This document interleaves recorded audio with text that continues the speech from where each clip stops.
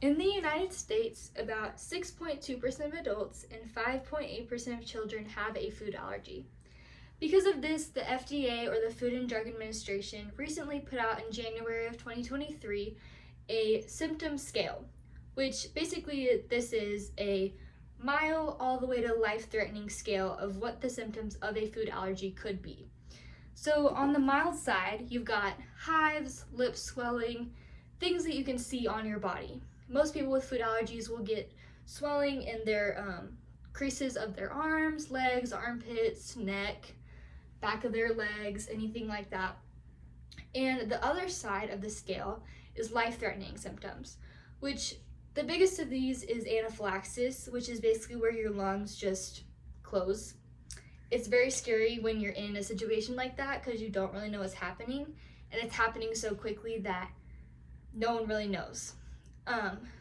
So with that, a little fun fact, or not so fun I guess, but a fact about me is that I have a peanut and cashew allergy. So because of this, I have had to learn how to use an EpiPen or an auto injector since I was 2 years old.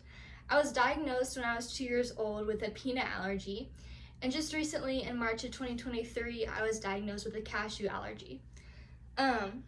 And so I'm almost 18 now, and so for about 15 roughly-ish years, I've had to know how to use an EpiPen. So today, I'm going to be teaching you how to use an EpiPen on yourself or someone else. So if you're ever in this life-threatening situation with yourself or someone else, it is very important that you know how to use one. Just like with CPR and things like that, it's important for you to know how to use it. And someone like me who does have this kind of allergy, it makes me feel more safe when someone else knows how to use it and I'm not the only one. So with this, let's get started. So there's 3 steps to using an EpiPen on yourself. First step is to untwist the cap. Second step is to take off this blue little safety piece, just like that. And the part of the EpiPen, this part right here, this orange part, is going to be going into your leg. This is where the epinephrine medicine actually shoots out. And the blue safety cap is just to make sure the EpiPen is like, oh, she actually wants to do this right now, and it's not a joke. You have to make sure that both of these parts are off to actually use the EpiPen. Disclaimer, I am going to be using a trainer EpiPen. I'm not actually shooting epinephrine into my leg. I can do that. So yeah. Then the third step, I have a little stool, is to swing and hit. So like I said earlier, you want to swing and hit on your leg. So just swing, hit. When you hear that click, you're going to hold it for about 5 to 10 seconds just to make sure that all the epinephrine is in your leg. You're good. Okay, we're good. So that's how you use an EpiPen on yourself. And put all the caps and everything, the lids, everything back on. Now, moving on, got my little assistant with me here. Her name's Sally. Love her. So this is how to use an EpiPen on someone else. First step, make sure that they're calm. She seems pretty calm to me. Second step, if I was using a real person, like a human being, you would sit them down and you would kneel next to them just to make sure that they're calm, you're calm, everything's fine. And then for step 3, you're repeating the same steps as you used on yourself.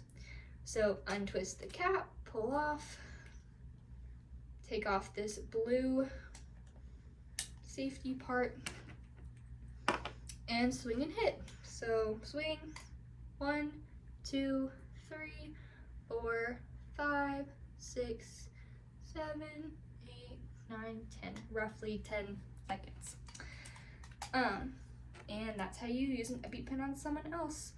They do talk about how after you use an EpiPen, you definitely want to call 911 just because it is straight adrenaline and you don't want to accidentally pass out or something happen and there's not emergency people there to help you. Just to show you, this is a trainer EpiPen that I use. Like I said earlier, it says trainer right there. And this is a real EpiPen. So let me not disclose my information, but this is a real EpiPen. And so you can see there is some difference to them. The caps are different colors, just so you know which is which. But yeah, that is it. Today I showed you how to use an EpiPen on yourself and someone else. If you're ever in a life-threatening situation like this, or someone else around you is, now you know how to use an EpiPen. And like I said earlier, it is very important, just like learning how to do CPR, and it makes someone with a food allergy feel more safe with you knowing how to use an EpiPen. Thank you.